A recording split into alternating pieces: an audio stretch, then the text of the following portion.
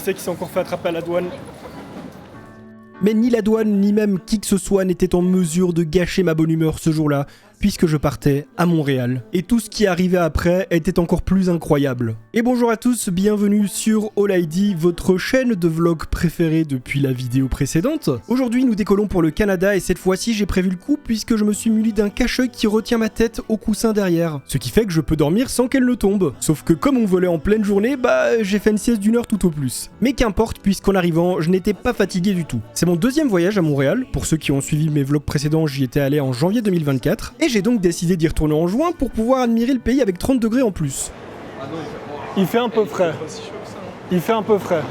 Mais bon, ce jour-là, on était plutôt sur 20 degrés en plus. Comme vous pouvez le voir sur mon visage, j'étais heureux d'être là, j'étais heureux d'être de retour. Initialement, j'avais pas prévu de retourner au Canada si tôt, mais il fallait que j'y retourne. Non seulement parce que j'étais tombé complètement amoureux de l'endroit, j'avais adoré la ville et ce qu'on y avait fait, mais surtout parce que je voulais goûter la poutine du McDo.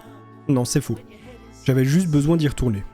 Donc ici, en arrivant à la porte d'entrée, on a directement une grande penderie avec double porte battante, tout ce qui est pour laver le linge, donc machine séchoir. Une salle de bain, toilette, donc la petite douche sympa, de nouveau à l'italienne, moi j'aime beaucoup ça. Ici, il y a une chambre avec vue directement et bureau. Ici, il y a la deuxième chambre avec vue sur rien. Ici, une petite porte coulissante. Mais enfin... Mais je vous connais, vous. Vous n'êtes pas un streamer. Il me semble que vous streamiez dans les années 2016, ça fait longtemps. Le petit salon bien sympa pour les petites soirées Netflix avant d'aller dormir, la petite table qui va accueillir nos Uber Eats quand on va bouffer coréen, le canapé qui va accueillir nos culs, la petite cuisine de type, pas américaine. Hein. Et du coup, là, on a notre belle petite terrasse avec notre vue. On a une belle vue cette fois.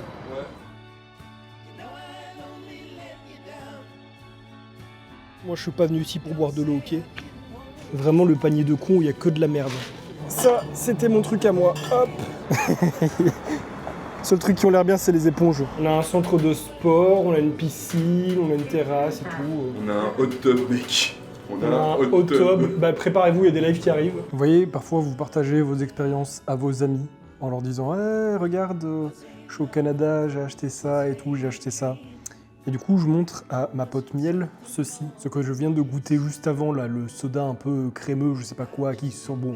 Ça n'a rien de crémeux, hein. Vous avez vu la gueule du truc, vous avez vu la couleur, bon, c'est que le goût qui, voilà, un peu comme ça. Et du coup, je lui montre, je lui tease. Et qu'est-ce qu'elle me dit? Elle me dit pourquoi il y a un caca sur la bouteille. Je veux dire, j'ai la bouteille en main depuis tout à l'heure et tout, il n'y a pas un seul moment où je me suis dit tiens, on dirait un caca. Moi, je me dis bah oui, cream soda, donc ça ressemble à un petit peu de la crème, c'est normal. Et vous savez ce qu'elle dit après? Elle dit à une lettre près, il y a écrit poop. Parce que oui, c'est vrai, ça s'appelle pop. Vous savez ce que ça veut dire poop en anglais? Ça veut dire caca. Donc non seulement madame, elle voit un caca sur la bouteille, mais en plus de ça, elle dit que ça s'appelle caca, non mais vraiment. Et c'est ça qu'on appelle les amis. À deux doigts de la redescendre au grade de pote. Le premier jour, forcément, on n'a pas fait grand-chose. On s'est posé, on est allé faire nos petites courses, on a repris nos repères, on a été manger dans des lieux qu'on avait adorés. Il faut savoir que j'ai 3 grosses passions dans la vie, la vidéo, les parcs d'attraction et la bouffe. Et spoiler alerte, en revenant de Taïwan, j'avais pas pris un gramme. Bref, le premier jour a été très chill, mais on était vraiment heureux d'être là. Il est un peu plus de 5h du matin, ça fait un petit moment qu'on est réveillé. Parce que voilà, on s'est mis au lit super tôt. Donc là on va rentrer à l'appart, on a été chez Tim Hortons, chercher des bagels et du coffee. Vous savez ce qui est cool en Amérique? C'est que le fast-food, c'est normal, donc on peut le manger sans culpabiliser. Et coucou toi, ça fait longtemps. Faudrait que j'achète des filtres MD parce que être à 100 ISO et avoir l'obturateur à 1600, ça fait quand même beaucoup. Hein. Regardez comment il court, ça me fume. Par contre, sans déconner, ici on est au Canada, on parle même pas encore des États-Unis. Le sucre, c'est un délire. Les trucs fat, la malbouffe, c'est un énorme délire. Déjà que nos rayons à nous sont un peu trop remplis de tout ça, mais alors là-bas, c'est une dinguerie. Alors incroyable, il y a des putains de toilettes dans un supermarché. C'est génial. Si vous voulez inviter quelqu'un au Tim Hortons pour boire un café, carte cadeau. Starbucks, carte cadeau. Ça me détruit à chaque fois, hein, vraiment. Et ne parlons pas du fait que les Walmart ont des rayons qui ressemblent à des Lego Store, c'est insensé. Bon, évidemment, on n'a pas passé toute notre semaine de vacances au supermarché, hein, on a fait beaucoup de choses, mine de rien, on a beaucoup bougé en peu de temps. Et moi, mon souci, quand je bouge autant, c'est le monde et le bruit. Du coup, je finis vite par fatiguer et après, j'ai besoin de rentrer pendant 1 heure ou 2 pour m'isoler. Et c'est pas grave parce que c'est pour mieux repartir ensuite, pour pouvoir mieux explorer, être plus en forme. Et pour ce deuxième jour, on avait décidé d'aller au Mont-Royal. Un parc dans lequel se trouvent plusieurs belvédères où on peut admirer Montréal vu de haut. On y était déjà allé la première fois en hiver, mais il faisait tellement froid que c'était difficile d'y rester trop longtemps. Mais avant d'y aller, il fallait qu'on fasse quelque chose d'une importance primordiale. Il fait bon, il fait frais, on me promène tranquillou, on va manger là. On va aller se taper un bon burger, c'est le premier restaurant burger où on est allé bouffer quand on est venu la première fois. En plus ils servent à du Dr Pepper. Bon après, comme un peu partout ici j'ai envie de dire, bon non seulement il fait beau donc ça aide, mais les rues sont grandes, c'est spacieux, c'est tranquille. En fait c'est ça que j'aime bien ici, c'est que personne casse les couilles frère. T'as beau être dans un centre-ville, t'as beau être dans un endroit animé, t'as pas un trou de cul qui te regarde mal, t'as pas 8 milliards de personnes couchées par terre dans la rue qui foutent de la merde, qui sont en groupement quoi. Ils sont là, ils existent hein, mais ils sont dans leur coin, ils emmerdent pas les gens. Same fries here. With garlic deal.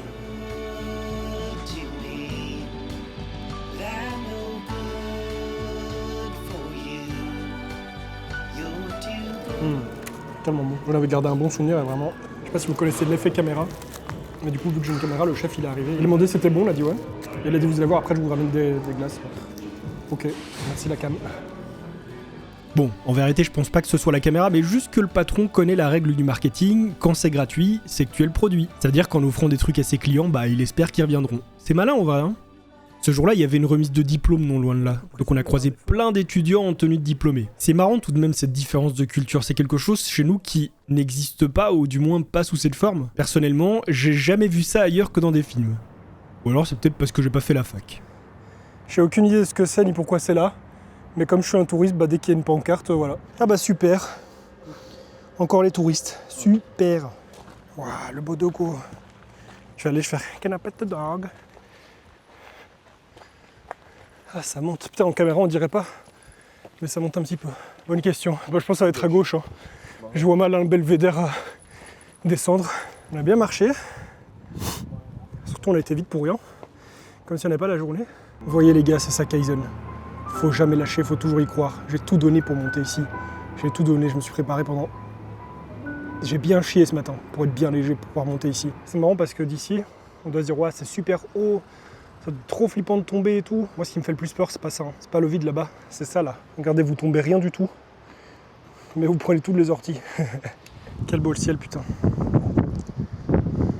Ça faisait vraiment plaisir de se retrouver là à nouveau, 1 an et demi après, avec un autre climat, et de pouvoir profiter tranquillement du calme et observer ce nouveau paysage en quelque sorte. Le même endroit, mais cette fois-ci pas enseveli par la neige. Jusqu'à ce qu'on se fasse déranger par un petit visiteur. Soyons clairs, je veux bien être dérangé tous les jours par des visiteurs comme celui-ci. Autour du Mont-Royal, il y a vraiment beaucoup de ratons laveurs. Ça fait un peu de peine parce que leur environnement est pas mal sali par les gens, et en plus ils se font nourrir par les gens qui passent alors qu'il y a pas mal de panneaux qui l'interdisent. Vraiment, quand vous croisez des animaux dans la nature, ne les nourrissez pas. Ils savent très bien se débrouiller sans vous. C'est le meilleur choix possible.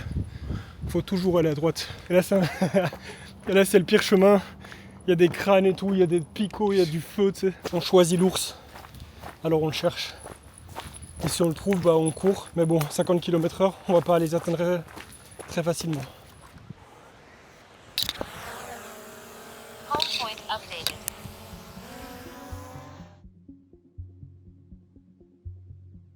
Ça y est.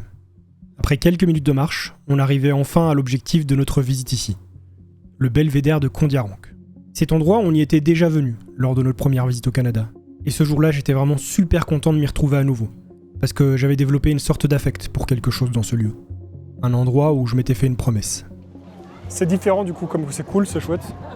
L'atmosphère qu'il y a ici, elle est cool. On va rentrer là-dedans, parce que quand on y allait cet hiver, il n'y avait rien.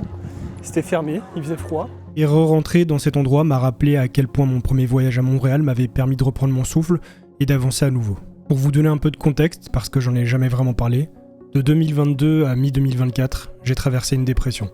Peut-être pas la pire qui puisse être, mais une dépression quand même. Et qui plus est, une dépression silencieuse. J'ai rien vu venir, j'en ai parlé à personne et je me suis menti à moi-même. J'ai fait semblant tous les jours, pendant longtemps. J'avais le boulot de mes rêves, j'étais entouré par plein de gens, dont certains qui m'admiraient. Comment c'était possible d'accepter que j'allais mal ou même le concevoir ? Mais le corps ne peut pas mentir. Donc, fin 2023, j'arrive plus à bosser, je me néglige, je néglige tout autour de moi. J'arrive plus à prendre du plaisir pour rien, ni même à me lever de mon lit. Le verdict tombe, c'est un burn-out. Et ça, quand vous avez l'impression de n'avoir plus que votre job dans votre vie parce que vous avez mis tout le reste de côté pour lui, c'est dur à encaisser. J'avais plus nulle part pour m'accrocher et éviter de tomber plus bas. Et comme il n'y a pas de solution miracle, j'avais besoin de faire une pause et d'être loin de mes responsabilités. Alors, je décide de partir loin. Un endroit où penser au boulot ne me servait à rien, et surtout un endroit qui m'a toujours fait rêver. Ce même endroit dans lequel je me trouve dans cette vidéo. Évidemment, ce voyage ne m'a pas miraculeusement guéri. On ne sort pas d'un burn-out, et encore moins d'une dépression, en l'espace de 2 semaines lors d'un voyage. Mais on se repose l'esprit et on prend du recul. Et avoir la preuve qu'on peut encore ressentir du bien et qu'on n'est pas complètement foutu, c'est un premier pas vers la guérison et c'est probablement celui qu'il me fallait. Parce que quand on vit une dépression, on n'est pas lucide. C'est pas qu'on a envie de se plaindre, d'être chiant, de mauvaise humeur, ou même de pleurer tous les jours parce qu'on est fragile. C'est juste qu'un truc s'est brisé et qu'on fonctionne plus comme avant. On voit la vie défiler à travers un rideau, on a l'impression d'être séparé des autres par une vitre. On garde nos problèmes parce qu'on est persuadé qu'on sera jamais compris. Et même si on en parle, les autres sont rarement en mesure de comprendre et d'aider. C'est triste à dire, mais une dépression, du moins celle que j'ai vécue, c'est souvent toi avec toi-même, et les autres n'ont malheureusement que très peu de pouvoir. Même s'il y a des exceptions, et qu'en ce qui me concerne, j'ai fini par trouver les miennes. Et ne vous méprenez pas. Ce qui m'a fait plonger, c'est pas une perte, c'est pas une peine de cœur ou autre déception, mais une fragilité latente.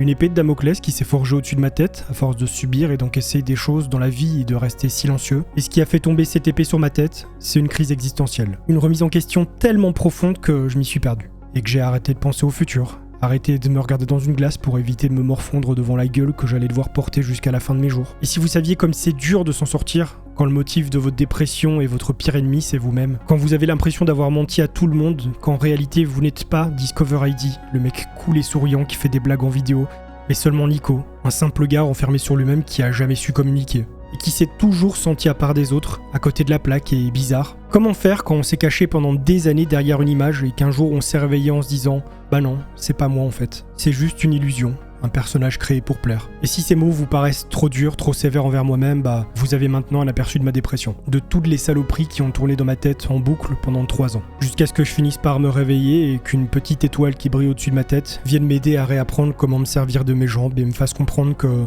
j'ai le droit d'être Nico. Et aujourd'hui, les choses vont beaucoup mieux et je peux enfin le dire, je m'en suis sorti. Enfin du moins, je vis avec. Parce qu'une dépression, c'est pas un rhume qui passe du jour au lendemain. C'est le démon qui est en nous, qu'on doit dompter et avec qui il faut apprendre à cohabiter. La fragilité est toujours là et ne partira probablement plus, mais malgré mes doutes, j'ai appris que moi aussi, j'ai le droit de vivre et le droit au bonheur. Même s'il est plus difficile à atteindre qu'avant, même si la vie est parfois injuste, même si parfois je souffre, il existe pour moi et il existe pour tout le monde. Mais il faut s'accrocher et se battre tous les jours si nécessaire. Alors, prenez soin de vous. Devenez votre propre ami, pas dans le cas où vous n'en auriez pas, mais parce que dans une situation comme celle-ci, vous serez peut-être le seul à pouvoir vous sauver. Et surtout, rappelez-vous qu'un jour vous avez été un enfant qui avait des rêves, pensez à lui, ne l'oubliez pas, car il attendait probablement de devenir adulte pour pouvoir les réaliser.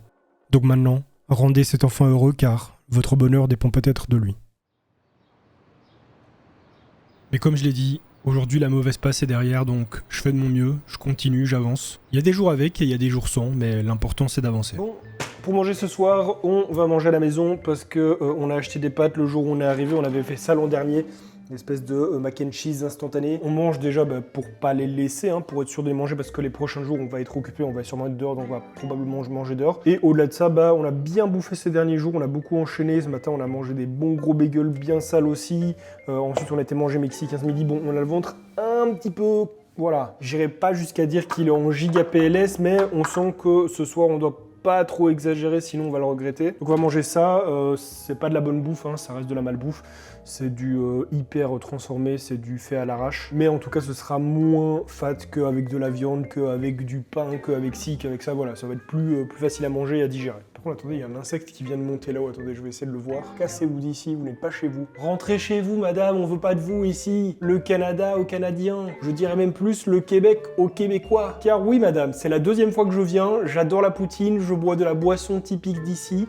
Je suis chez moi, je suis québécois. Non mais attendez, même ici on se fait envahir par des étrangers, mais on est où là? Ça commence à bien faire d'être envahi comme ça de partout, On commence avec les coccinelles et après ensuite ça va être quoi? Les arbres. Regardez du beurre canadien avec du flickering partout. Oui, les lignes que vous voyez là c'est du flickering, c'est parce que la lumière là elle est à 60 Hz et ma cap...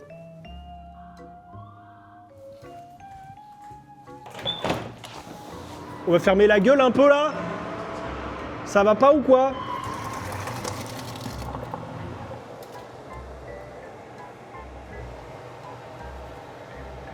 Putain, la gueule du truc, quoi.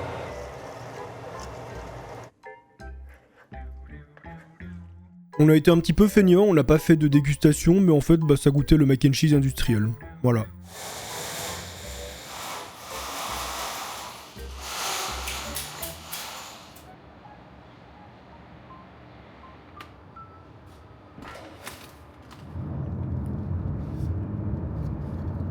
Et comme je trouve qu'on n'a pas assez parlé de bouffe durant ce vlog, le lendemain, on était au Nickel's Deli. C'est un restaurant pub qui se trouve dans Montréal et qui a pour particularité d'avoir été, entre guillemets, sponsorisé par Céline Dion lors de son ouverture. Elle s'est associée à la chaîne lors de l'ouverture des premiers restaurants, elle a utilisé son image pour en faire la promo, bon, aujourd'hui c'est plus le cas, mais la vérité c'est que même si c'est une grande dame, Céline Dion, moi je m'en fous un petit peu quand je vais à Montréal, hein. Je vais là pour profiter, je vais là pour manger, je vais là pour me faire péter les boyaux, et comment vous dire que c'était l'endroit idéal pour ça. N'étant pas très sucré le matin, moi ça n'a pas été à base de pancakes, mais à base d'un bagel avec des pommes de terre, et c'était extrêmement bon. Ah oui, parce que rappelons-le, c'est le petit déjeuner là, hein. Nous sommes ensuite allés faire un petit tour dans le quartier Jean Talon, nous sommes évidemment passés par le marché ouvert de Jean Talon, et devinez qu'est-ce qu'on a fait dans ce marché. On a mangé, on a bu, enfin on a surtout bu des choses, des smoothies, des jus de fruits, parce que le truc c'est que si vous voulez des fruits et des légumes à Montréal, c'est peut-être le seul endroit où vous allez en trouver des vrais.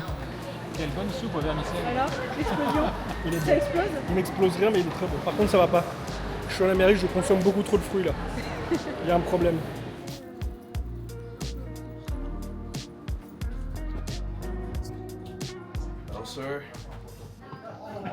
Non, on dirait un gigolo là, je te jure. Ouais. Tu vois les stripteaseurs qui font des roses anniversaires surprises là, c'est ça.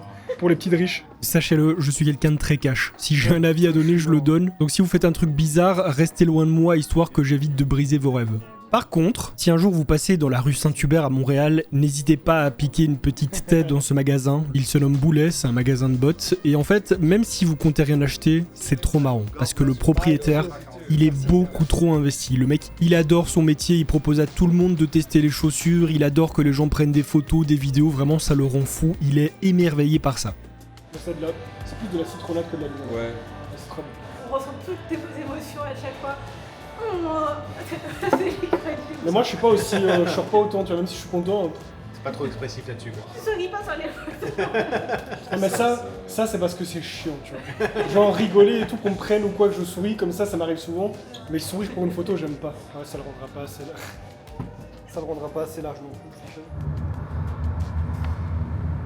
Le couple d'amis que vous avez vu, c'est Ikuro et son copain Daddy. Ils sont expatriés à Montréal depuis quelques mois maintenant, donc évidemment en passant par là, j'allais pas ne pas en profiter pour passer du temps avec eux. Et après le restaurant de Céline Dion, dans la même journée, ils nous ont invités chez eux, devinez pourquoi ?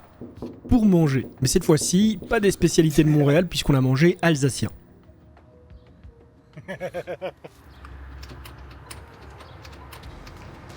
J'ai essayé de faire une intrusion. Merci.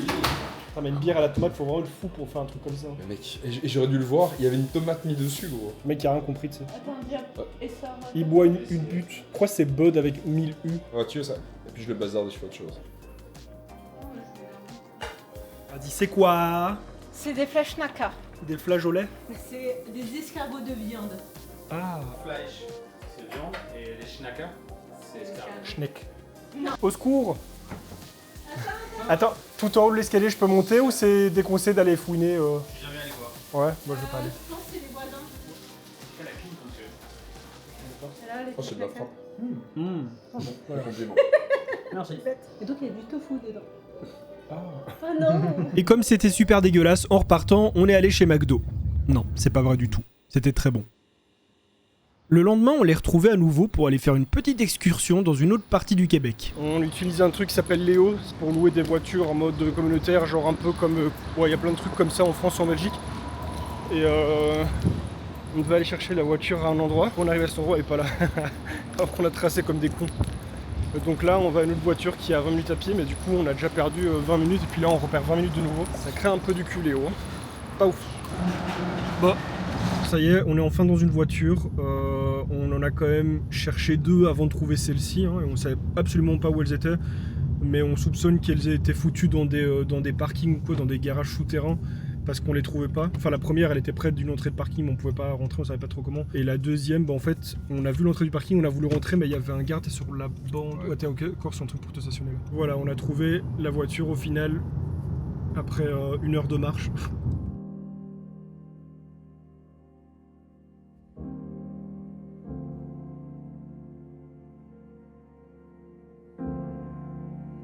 Nous étions donc en route vers Mont-Tremblant. C'est non seulement une petite ville, mais aussi une station de ski qui est super populaire dans le monde. Et plus qu'une simple station de ski, c'est surtout une station 4 saisons dans laquelle on peut se rendre toute l'année et il y aura toujours des trucs à faire. On voulait y aller la première fois qu'on est venu à Montréal, ça se trouve à environ 1h30, mais on n'avait pas de voiture, on savait pas qu'on pouvait les louer de cette manière et en passant par une agence, c'était beaucoup trop compliqué. Donc cette fois-ci, on a eu la chance d'y aller et comment vous dire que pour moi, ça a été le coup de cœur du voyage.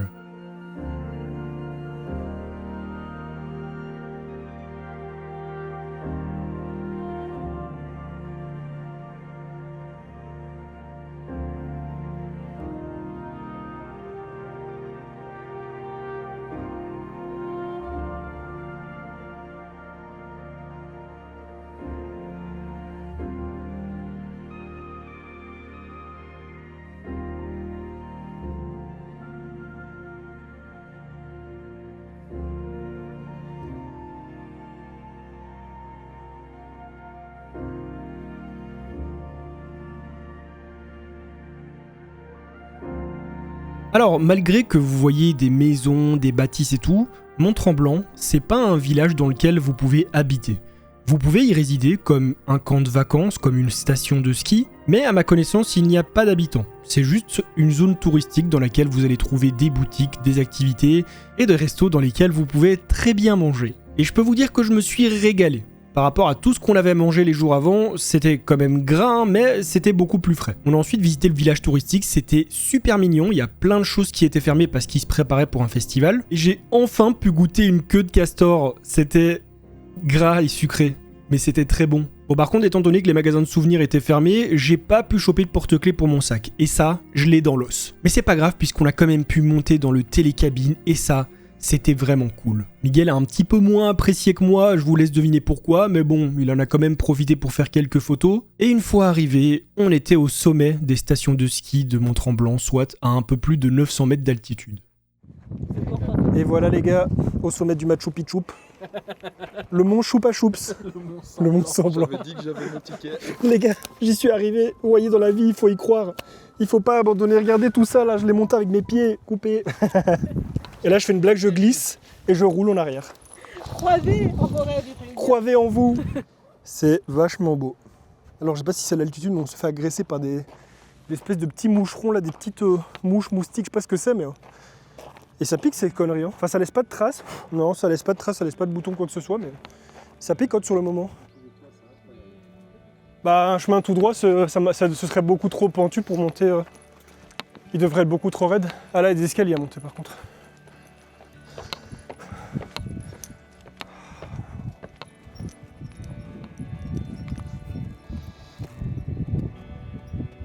Ah, c'est vrai que ça bouge un peu, hein. Ah, avec le vent, ça va. Ça bouge, mais ça va pas s'effondrer, quoi. En vrai, je vais pas sortir le drone parce qu'il y a quand même beaucoup de vent ici, hein.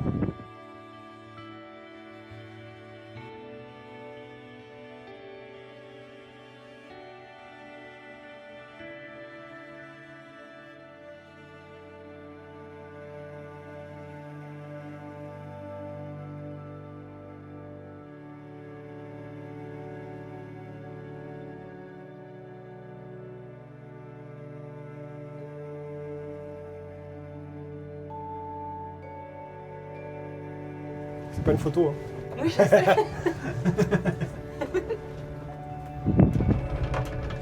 Voilà, depuis qu'on est arrivé au Québec, Miguel tire cette tête. Fort. Ce qui serait marrant, c'est que c'est moi qui en ai rien à foutre et qui fasse tomber mon truc. Ça.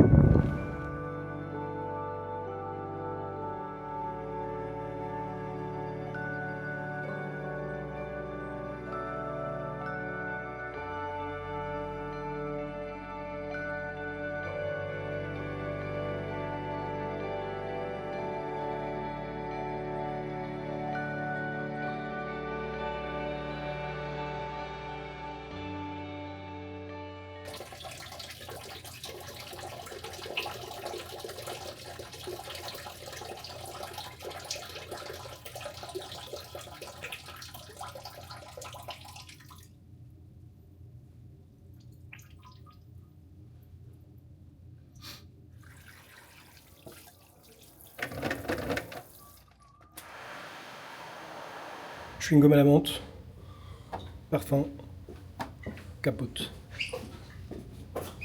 C'est quoi, c'est un endroit pour baiser ou quoi ici?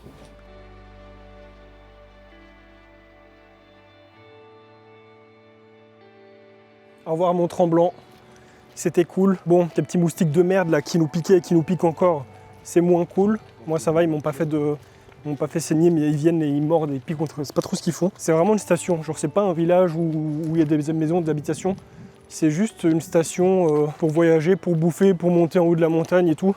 Les télésièges, le télécabine, tout ça. Et puis du coup des hôtels, des plages, des petites habitations. Mais il n'y a pas de gens qui résident là-dedans en fait, en tout cas. On dirait. Genre ça, c'est pas des appartements, c'est un hôtel. Ou un appart-hôtel. Là, c'était super cool. C'était simple, c'est juste de la promenade et puis monter sur des trucs qu'on n'a pas l'habitude. Il y avait des vrais Québécois, pas des Montréalais là, qui font que parler anglais. Non, on nous a parlé avec l'accent. Notre petite visite à la station Mont-Tremblant s'achevait donc, mais on n'était pas au bout de nos surprises, parce qu'à côté, il y a le centre-ville de Mont-Tremblant. Et ce qui m'a donné un gros coup de cœur ce jour-là, c'était cet endroit. Une petite ville ou un petit village hyper charmant, à l'écart de Montréal, à l'écart des grandes villes, où tout paraît tellement paisible, tellement pur. Bon, après ça c'est peut-être l'image qui est reflétée à la surface, hein. Si ça se trouve la nuit, il y a un détraqué qui court tout nu avec une tronçonneuse dans la main, on sait pas. Plus sérieusement, j'ai trouvé cet endroit tellement mignon et tellement calme. Oh, c'est génial! La devanture est incroyable, gros. Vous allez peut-être penser que j'en fais trop en mode non, mais il abuse, c'est juste un magasin de cartes, de rôlistes, mais vous vous rendez pas compte de là où on est. Dans un petit village comme celui-ci, un magasin comme ça, c'est pas un magasin pour faire du pognon, c'est un magasin de passionnés. Et on l'a bien vu en rentrant dedans. D'ailleurs, je me suis acheté un petit souvenir, au moins j'en aurai un de Mont-Tremblant.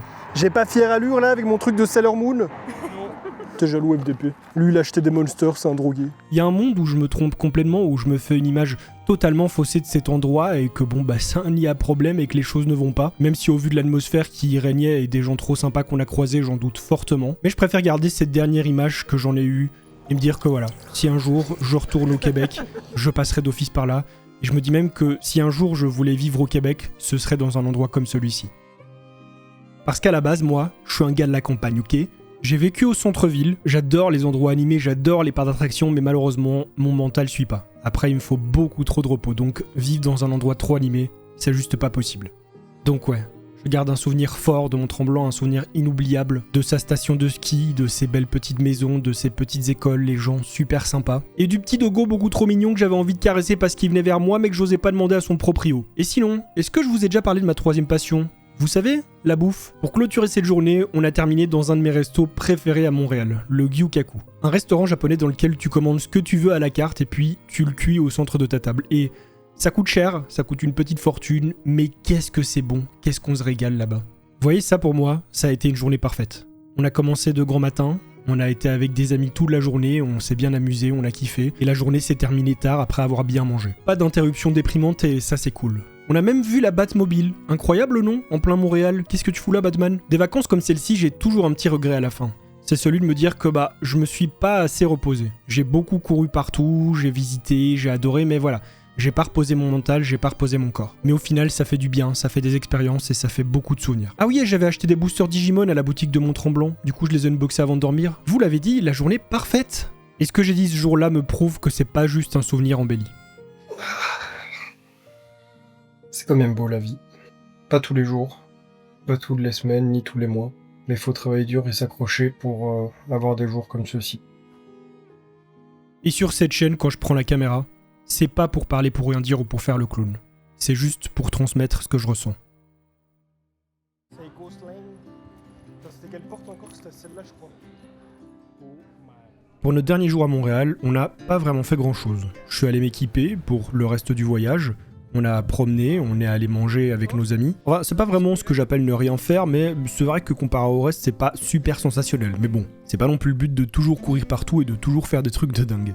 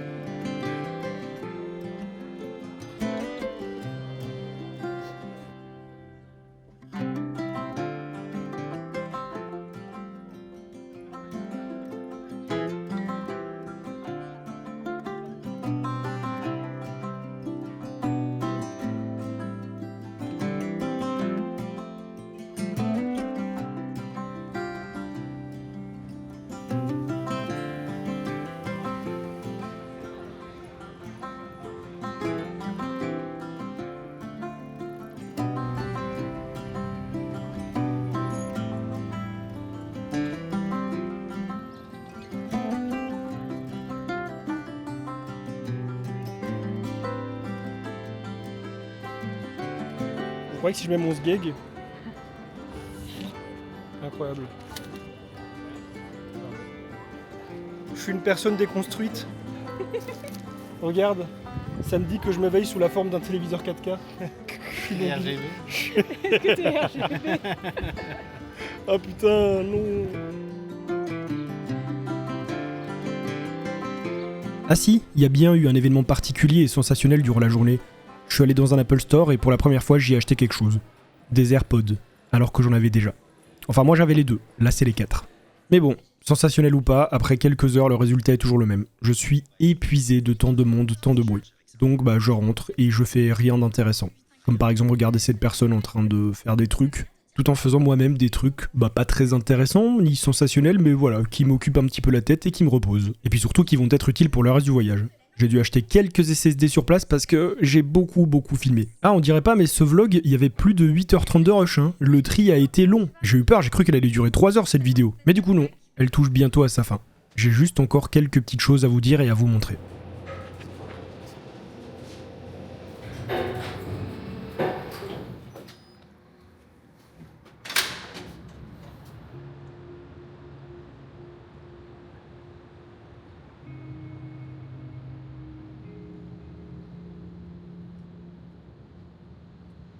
Bon, bah ça y est. Dernier jour à Montréal. Demain, direction les États-Unis. On a un vol au matin.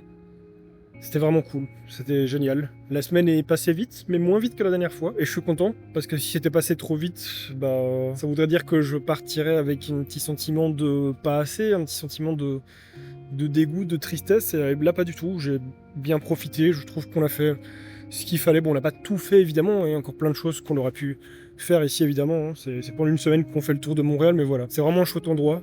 C'est pas le meilleur endroit du monde, mais c'est vraiment une super chouette ville et je suis super content d'être revenu et je reviendrai pas en prochain voyage. Hein. J'ai d'autres voyages à faire avant. C'était vraiment une super chouette semaine, on n'a pas arrêté. Il y a évidemment des moments où je rentrais un petit peu à la maison pour me reposer parce que j'écoute mon corps. Hein. Quand je suis fatigué et puis voilà. Hier à Mont-Tremblant, c'était génial. C'était probablement la meilleure partie du voyage, même si tout le reste était aussi incroyable. Comme je l'ai dit, je reviendrai ici.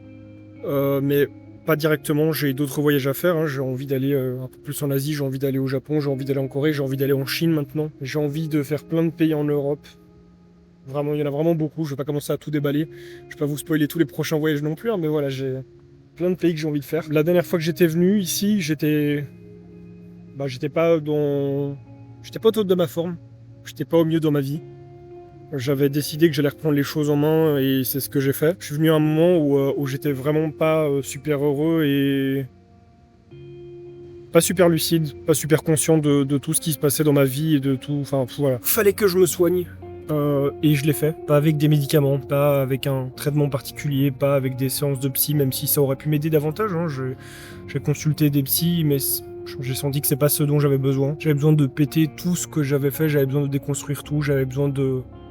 Je dirais pas de recommencer, parce que j'ai pas recommencé toute ma vie, hein. Il y a beaucoup de choses qui sont restées telles quelles, mais il y a beaucoup de choses où j'ai décidé que j'allais arrêter d'agir ainsi, d'autres choses que je me permettais pas de faire, soit parce que j'estimais que j'avais pas le temps, soit parce que j'estimais que ça en valait pas la peine, que ça en valait pas l'argent investi, ou que je le méritais pas, j'en sais rien, voilà, je faisais pas plein de choses que j'avais envie de faire, et puis surtout, je regardais la vie passer en fait.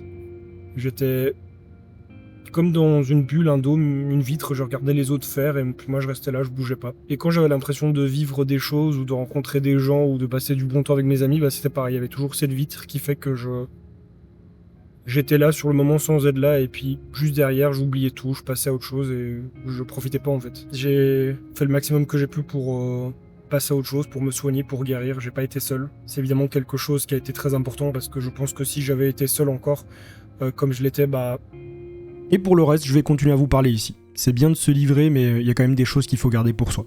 En tout cas, ce qu'il faut savoir, c'est que mon premier voyage à Montréal avait ouvert beaucoup de portes en moi. Il en avait beaucoup réouvertes aussi. Comme je l'ai dit, c'est pas ça qui m'a soigné et je suis pas sûr qu'on puisse en être soigné à 100%. C'est un peu comme un traumatisme. On peut apprendre à vivre avec, on peut s'y faire, on peut s'adapter, on peut aller mieux, mais voilà. Ça reste toujours dans un coin et les chutes peuvent arriver. Et ce que ce premier voyage m'a fait comprendre, c'est que pour éviter ces chutes, il faut pas faire du surplace. Il faut pas attendre, il faut pas laisser les choses se faire. Et malheureusement, moi parfois, je suis de ceux qui bougent, mais je peux être aussi de ceux qui attendent, de ceux qui croient au miracle. Un jour, je me suis réveillé et j'avais plus de rêve, plus de projet. Alors j'ai attendu, j'ai espéré, mais c'est jamais venu, parce que les choses arrivent rarement toutes seules. Alors le déclic, ma décision, ça a été d'écouter l'enfant qui est en moi, de réaliser tous ses plus grands rêves parce qu'il attendait mon arrivée pour pouvoir les réaliser. Et moi, je l'ai complètement délaissé. Mais j'ai fini par l'écouter et faire tout ça, et croyez-moi, ça a été incroyable.